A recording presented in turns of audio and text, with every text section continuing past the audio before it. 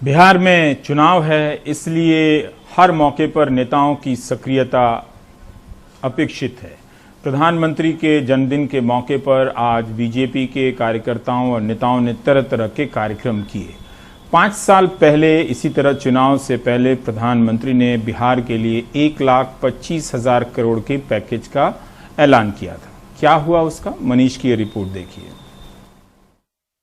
मैं आज बिहार के पैकेज की घोषणा यहीं से करना चाहता हूं। करो 50,000 करोड़ की ज्यादा करो,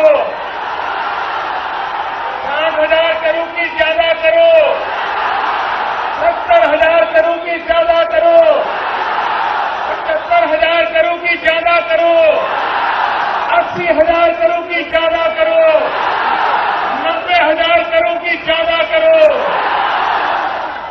मेरे भाइयों बहनों, मैं आज वादा करता हूं, दिल्ली सरकार कान बराबर ठीक रख के सुन लीजिए।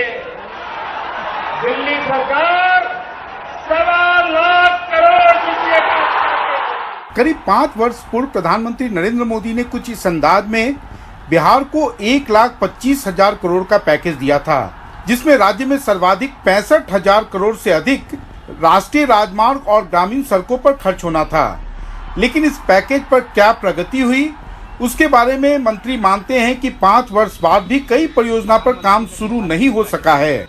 हमने उस पूरे पैकेज को 75 भाग में बांटा था, उसमें से 13 पैकेज का काम पूरा हो गया, 49 पैकेज पे काम चल रहा है और 13 पैकेज या तो टेंडर के प्रोसेस में है या डीपीआर के प्रोसेस में। इस पैकेज के अनुसार करीब 3,000 से अधिक कृषि क्षेत्र में खर्च होने थे, जिसका कोई अता पता नहीं है। इसके अलावा भागलपुर में एक केंद्रीय विश्वविद्यालय की स्थापना होनी थी। स्किल डेवलपमेंट के क्षेत्र में 1,550 करोड़ की लागत से न केवल एक मेगा स्किल विश्वविद्यालय की स्थापना होनी थी, बल्कि 1 लाख युवकों के प्रशिक्षण का भी वादा किया गया था। गांधी सेतु के समानांतर एक ब्रिज का निर्माण होना था, जिसका शिलान्यास अब अगले हफ्ते प्रधानमंत्री करेंगे। इसके अलावा बक्सर में भी एक मेगा थर्मल पावर प्रोजेक्ट का निर्माण होना था। हालांकि आजकल प्रधानमंत्री हर दूसरे दिन बिहार से संबंधित किसी न किसी परियोजना का शिलान्यास या उद्घाटन करते हैं, लेकिन उनके अपने इस घोषित पैकेज की परियोजना का क्या हुआ, उस पर कोई प्रकाश नहीं डालता।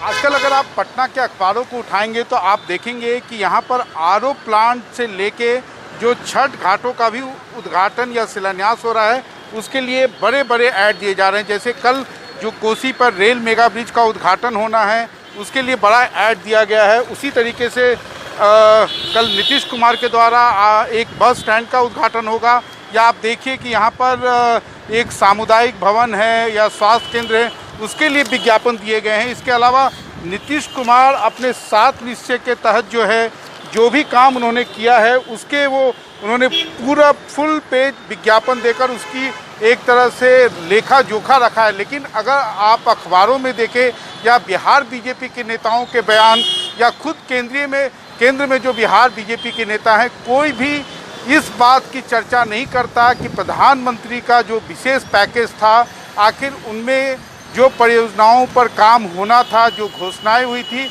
आखिर उनका क्या हुआ। जो परियोजनाएं शुरू हुई वो अब तक पूरी नहीं हो पाई हैं।